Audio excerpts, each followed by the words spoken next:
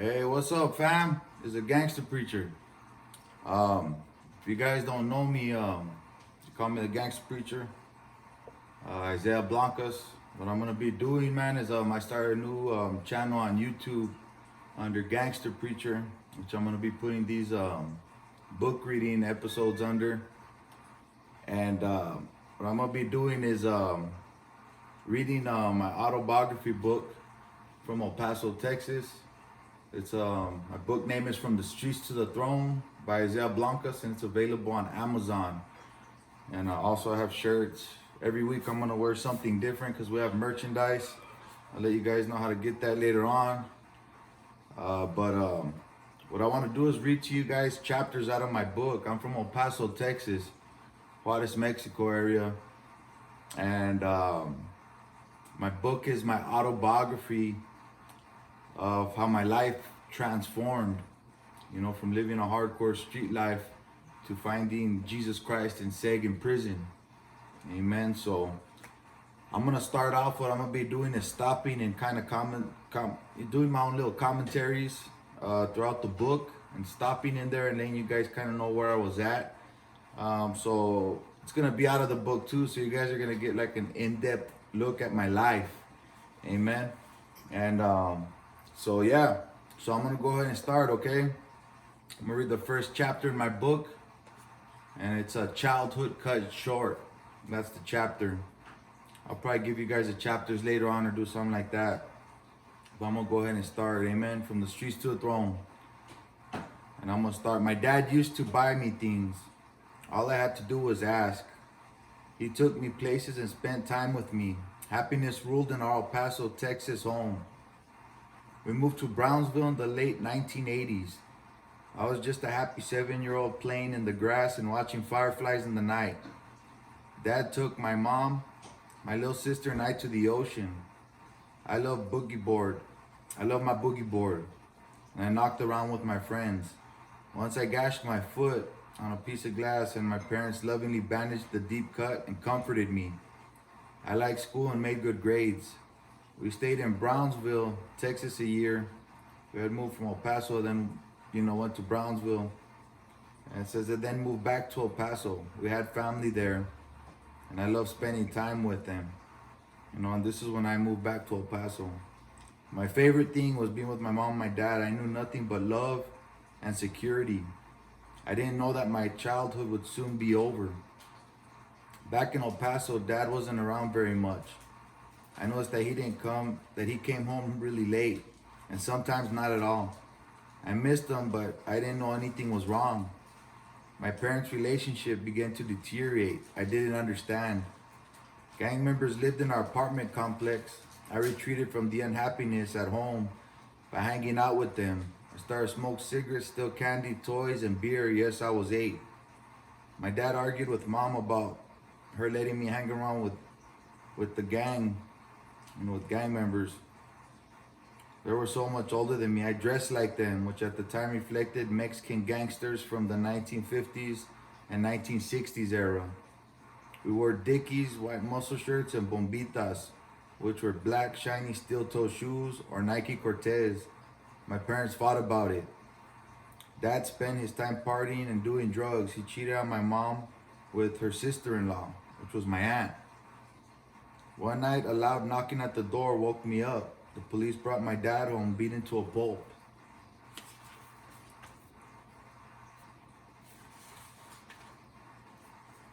Later that night, I found out later on that night, my mom's brothers did it, and brother-in-laws. If the police hadn't intervened, they would have killed him. That was the plan anyway. Those uncles were in gangs, prison gangs, and some were in the mafia. They had a green light on my dad, which is a death sentence. They were and still are real street guys who are much respected in the Texas prison gang system. The trouble at home scared and confused me. I avoided it by focusing on my gang friends. They took a liking to me, and I was infatuated with them. I wanted to be like them. They didn't care anything about the law. Little by little, I saw and I started breaking the rules. I made my little sister steal cigarettes for me. I thought I was so cool. An older cousin that I admired, Izzy, got me into skateboarding with his friends. I loved it as something positive in the crumbling security around me. Dad came around less and less. We moved to different apartment complexes that were nowhere near as nice as the previous one. Everything about it resembled my 8-year-old life, fading. When Dad did come around, he and Mom didn't get along. They fought the last time I saw him. Mom had made spaghetti for dinner. They started cussing at one another. Dad threw spaghetti all over the walls. As the dishes crashed to the floor, he said, "I'm leaving. You'll never see me again." And I'm gonna stop there. And where I was talking about that I started dressing like Mexican gangsters from the 50s or 60s. Actually, these guys in these apartment complexes started dressing me like that, and showing me how to crease dickies and iron my clothes and shirt and stuff like that, and putting either Crown Royal or Tres Flores, 3 flowers on my head and slicking my head back the way I have it now, and yeah, man. So I remember also at that time there was another little kid, man. Me and him used to fist fight when I was 8 years old. And I remember him, always getting beat up by me. We were 2 little down little dudes at that time, at least I thought. And I remember I'd get the best of him. I remember he went to boxing, and he almost tied me in a fight. It was fist fighting when we were 8 years old. So then I went to boxing as a youngster and got a little bit better at fighting. This guy that I'm talking to you about when we were kids, he later on came out on I think it was like a lockup episode that's nationwide or maybe even worldwide. Joined the prison gang like the mafia. It's out here, real prevalent in El Paso, Texas, Juarez, Mexico area. And on the TV show, man, they were going all out against sheriffs and having a full-out riot. But what he didn't know was that they were gonna X him out because he didn't get permission from the top. And so I still remember us when we were that age, you know what I mean? We'll get back to the book. Says I wanted to go with him. I pulled on his jacket and begged Dad, "I wanted to go with you. I can't take you with me, son." I loved him so much. My mom held a grudge against me because I clung to my dad that night. It seemed like she loved my sister more than me after that. It made me mad at my sister. I burned her Barbie dolls. That caused Mom to bust up a radio I cherished. Dad had given it to me. I told her that night I want to go live with Dad. I miss my dad playing guitar. He also played piano. He left behind a Bad Company tape. I listened to it to feel near to him. My dad, he was a great guitarist, man, and he knows a lot about music. And really, he could have been a great, doing that, making a living off that. But as you guys will see, I'm gonna, read more into my story and talk about all that. My mom had mental problems. I didn't know this until much later. Her condition escalated after Dad left. I knew he'd never come back. We moved again, and this time to a really bad neighborhood called the Jackie Robinson Projects. That's where I met the PVJ Westside Local Gang. Just walking through that neighborhood were hardcore gang members that hung out on every corner. It was dangerous to a 9-year-old. They were covered with tattoos, and you could just tell and you just knew that they had been out of jail or prison. These older guys drank barrels of beer and did drugs in the streets. Any kid walking down that block was in danger of a beating or worse. The gang members deliberately intimidated us. "Where are you from?" they'd call. Meaning, "What gang are you from?" I was terrified and felt out of place. My early life of a loving family was already just a memory. And I knew things would never be the same. I had to embrace my new reality. I witnessed beatings, stabbings, and shootings. Kids in the neighborhood were in other gangs, and they became my friends. Most of them came from broken homes with an absent parent or both. If they did have parents, they were likely in gangs too. Some of my friends' moms were prostitutes, and are drug dealers in the PVJ gang.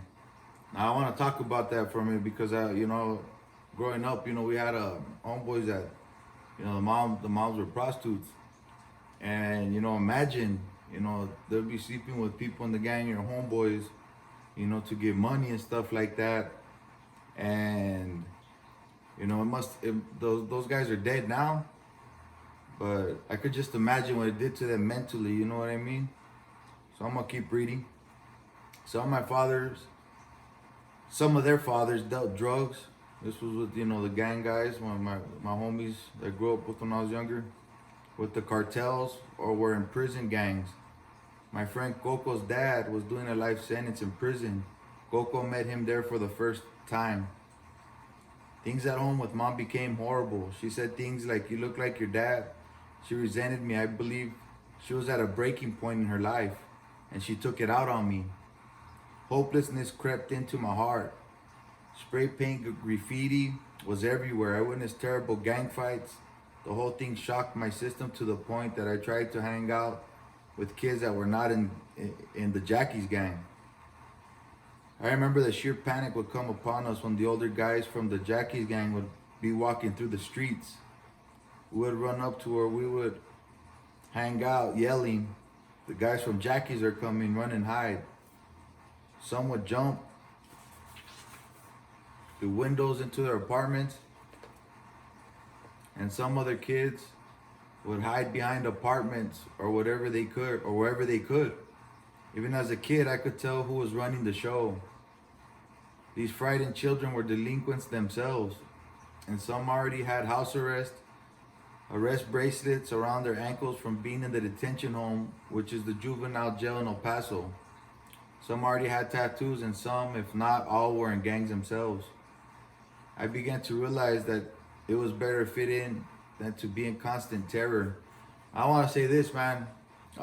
As you guys are gonna, reading my story, or what I'm reading to you in my story, is later on I became part of the Jackie's gang.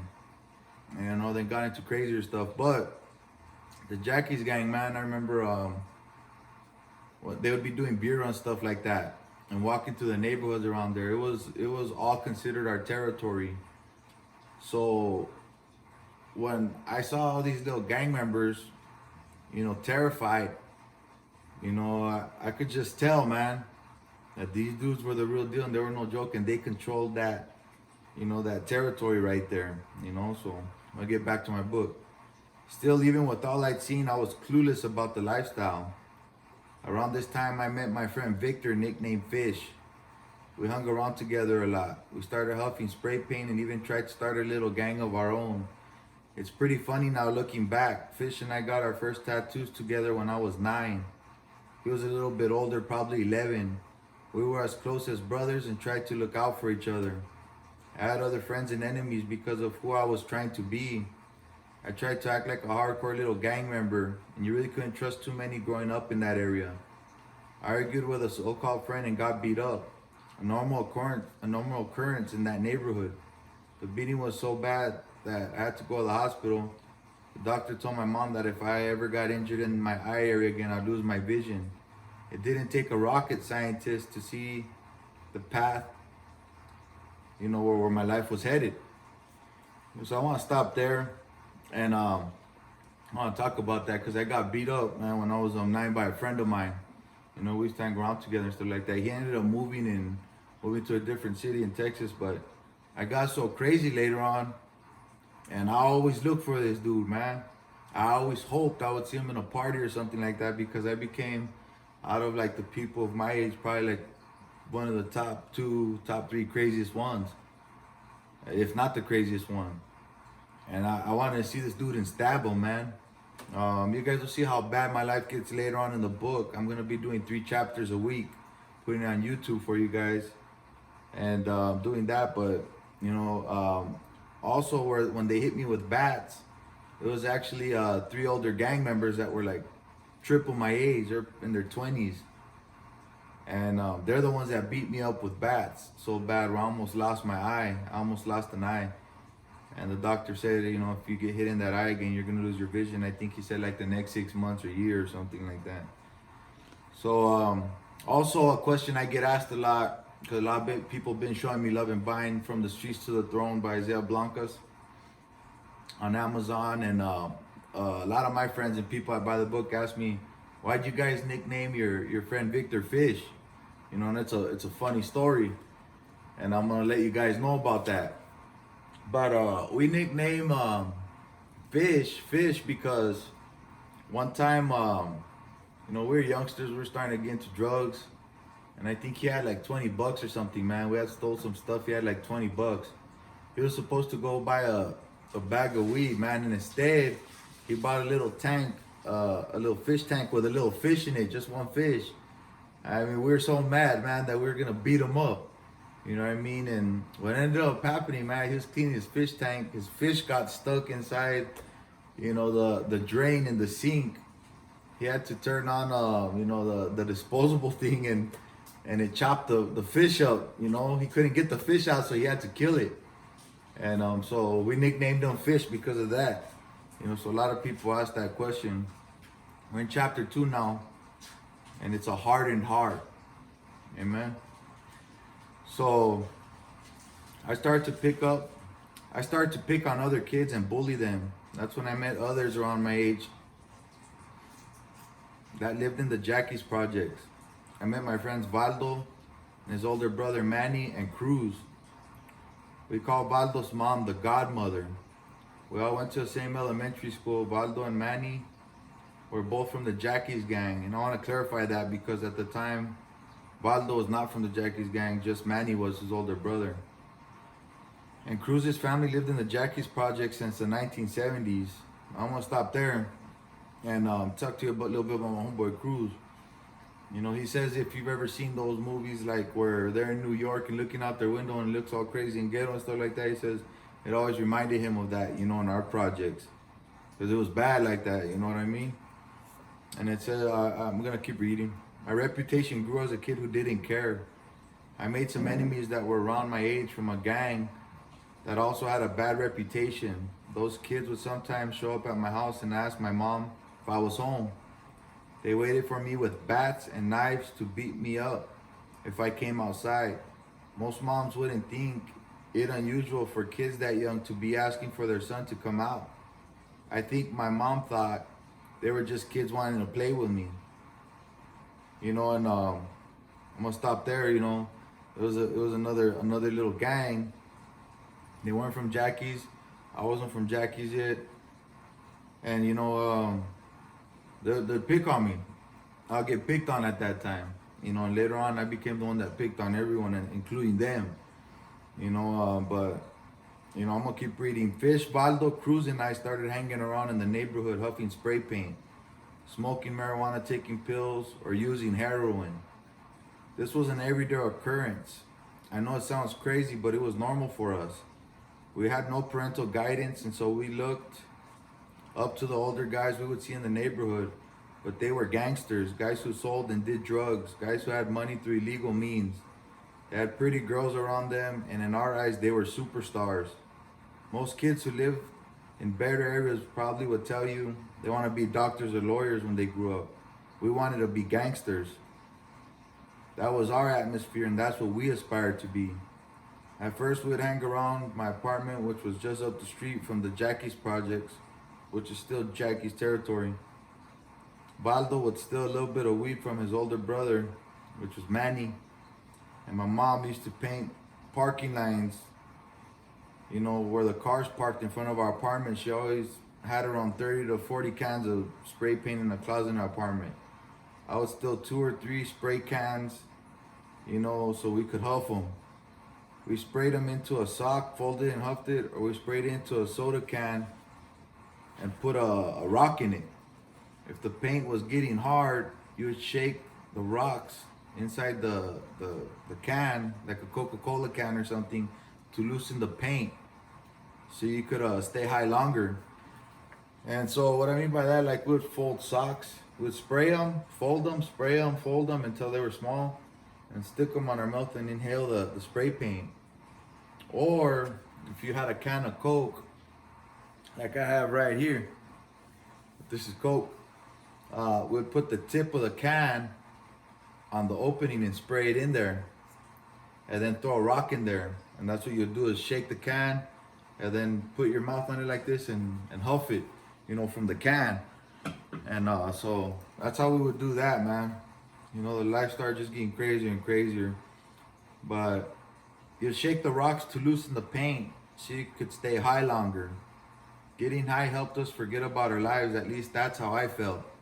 We huffed so much paint that all the cans in Mom's closet were empty.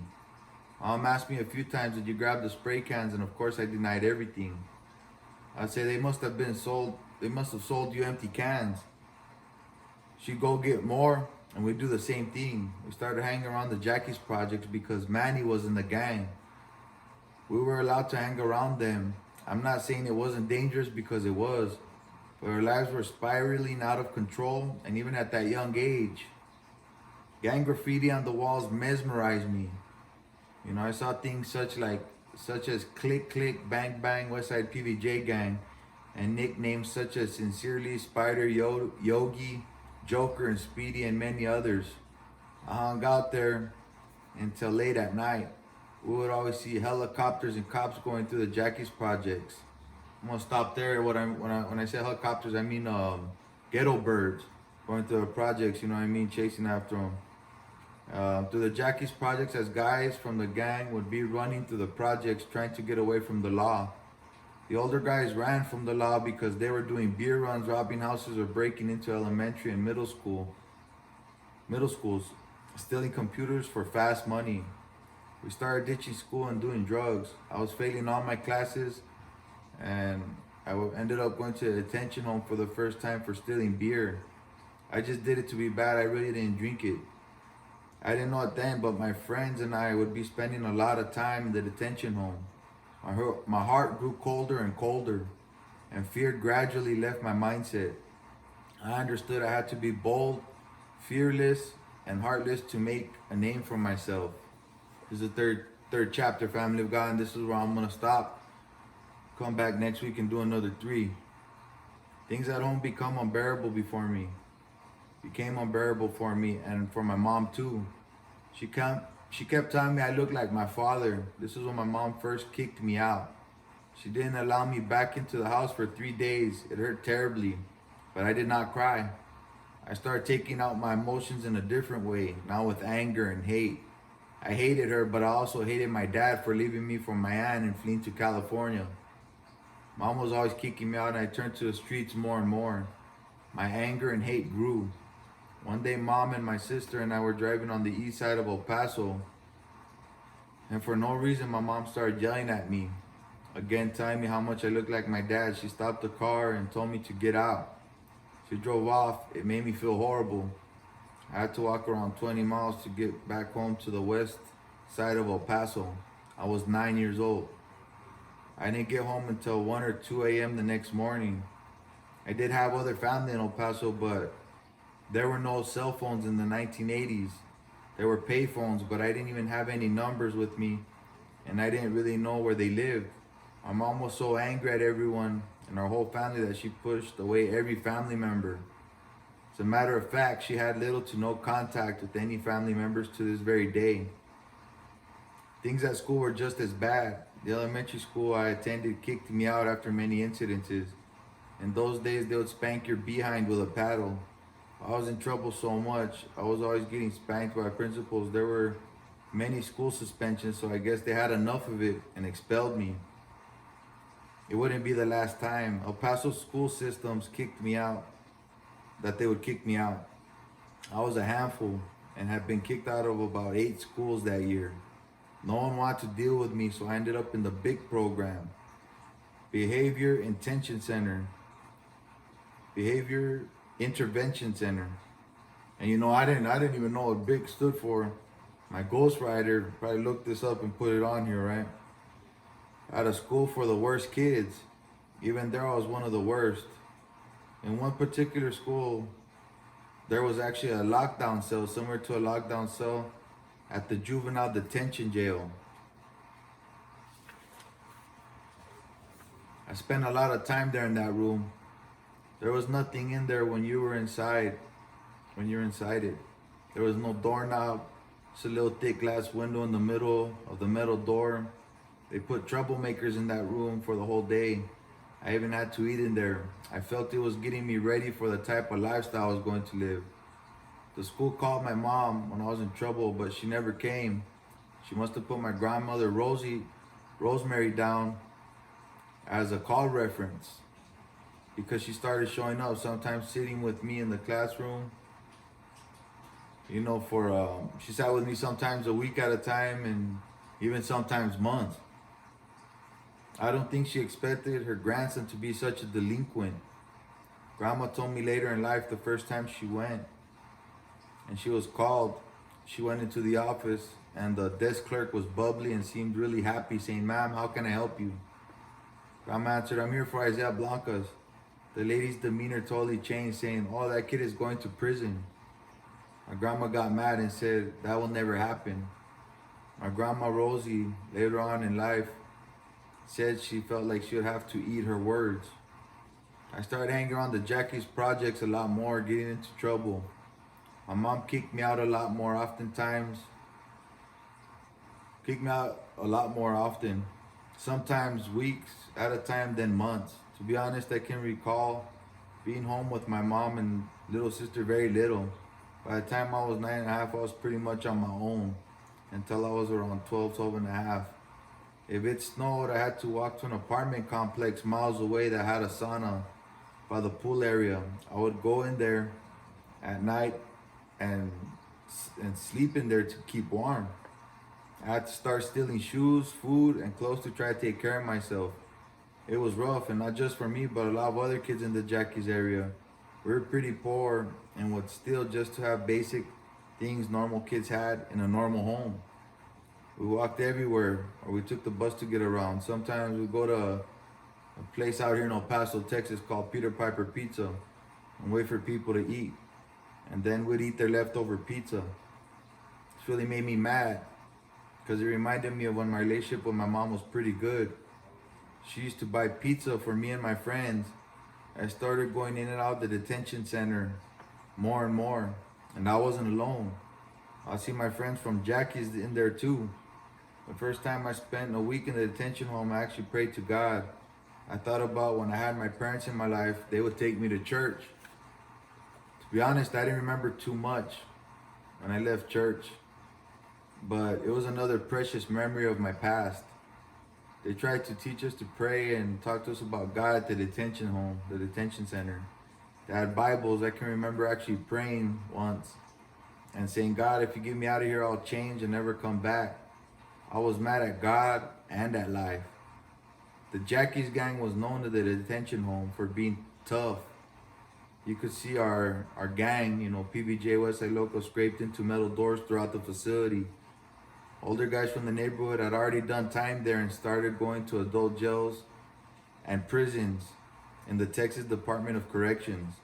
So there I was, I had to be tough there and hold my ground, especially coming from the Jackie's neighborhood. One of the kids in there would get beat up all the time and other kids would sexually assault him. And I'm gonna stop there. What they would do, man, is I remember like 6 kids, going into this kid's room, man, and raping this dude, this little kid. And I'm gonna keep going. The victim acted like he liked it. In my view, he was just trying to hide his hurt and pain. That was definitely not going to happen to me. Things got crazier and crazier when I was released back into the streets. My little friends and I were little delinquents by the time I turned 10, always doing something wrong or bad. The older guys from Jackie's started noticing us and wanting us to hang around them more. Nothing good ever happened in my neighborhood. And it seemed like every time my friends came out of their house and we met up, there were always older guys from the Jackie's around, up to no good. It was very hard for me to stay positive. As soon as you walked out of your place, you would see guys doing drugs or huddling up together to see what kind of crimes we would be participating in. We would steal from houses, stores, or the nearby mall. What kind of drugs, what we'd be getting into that day, and my ghostwriter put a question mark there. Where would we be drinking alcohol, or where would the party be at today? Where would we be going? The older guys planned parties in the middle of the desert. The guys from Jackie's had desert areas in back of the projects where they would party. There were old couches there where we would get together, and the older guys would buy barrels of beer and get crazy up in that desert. I remember they always had pretty girls and would party with them.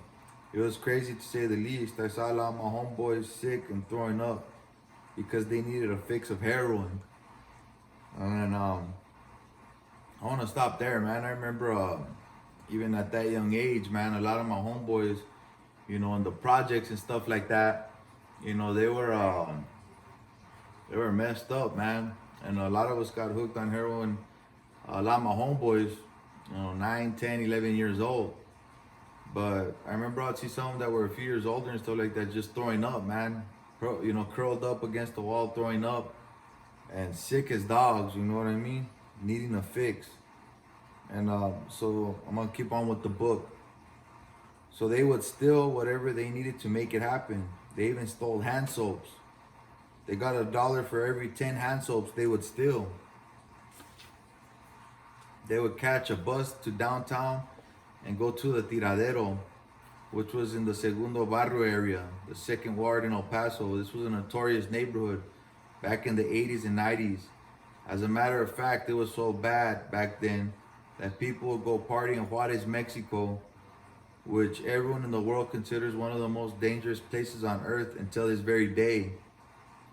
And they would be scared to walk across the border into El Paso, Texas, into the Segundo Barrio neighborhood. In my time, if you were not known in that neighborhood and you crossed that bridge from Mexico into the US, you would be beaten up badly by one of the worst prison gangs to ever exist. They controlled that area with an iron fist. If you were lucky, and I do mean lucky because a lot of times it was worse, they would leave you in your underwear and steal everything from you, shoes and all. This is where my older homeboys would often go get their drugs and deal.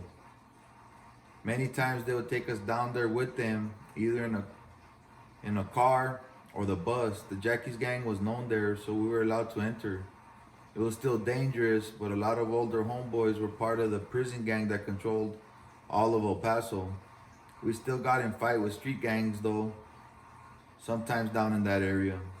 By the time I turned 11, my friends and I were being trained by the older members of Jackie's to be hardcore gang members in those times. In those times, other gangs would jump you in once. Jumped in is when you and your other friends from your neighborhood gang would beat you up badly for maybe 5 minutes. Maybe 3 to 7 guys would beat you up, and then you would be part of the gang. I know it might sound stupid or ignorant, but if you grow up like I did, it makes perfect sense. I'm gonna stop there and I'm gonna say this.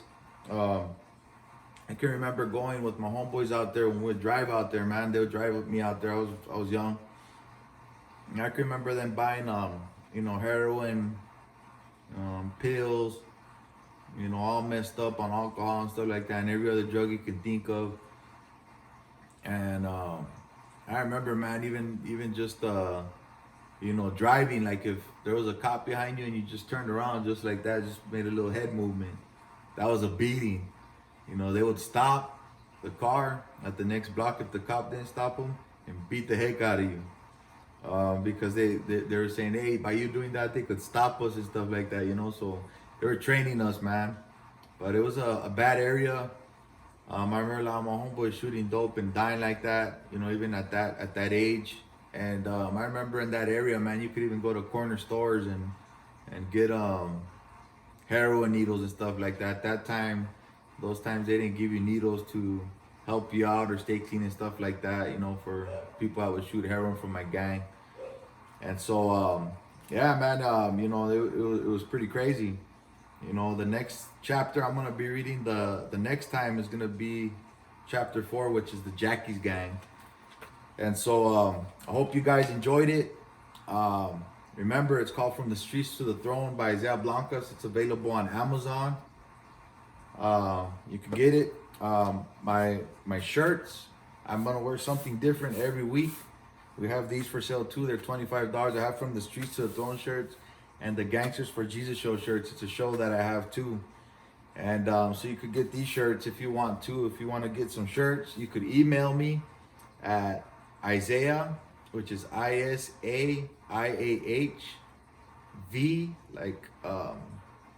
like Vic, R like rock, C like cookie at gmail.com. So it's Isaiah VRC at gmail.com. And you guys could email me there, or if you'd like to get a signed copy by me, which is from the Streets of the Throne by Isaiah Blancas, you can email me and I'll let you guys know ways you can do that. We could send them out to you guys, man. But I do want to let you know the book gets kind of crazy. I'm going to take you in depth, with my own commentary throughout the book. But I do end up finding Jesus Christ in Seg in prison in a cell. And my life changes, man, for the good. So I want you guys to know that this is a book that will inspire you. And I hope you guys are enjoying it so far. My YouTube channel is, of course, Gangster Preacher. And like it, share it, subscribe to it. If you liked it, what you heard, and you liked what you saw, amen, from the Streets to the Throne by Isaiah Blancas, go on there and show some love, man. I appreciate you guys. Much love. And I'll see you guys next time. God bless.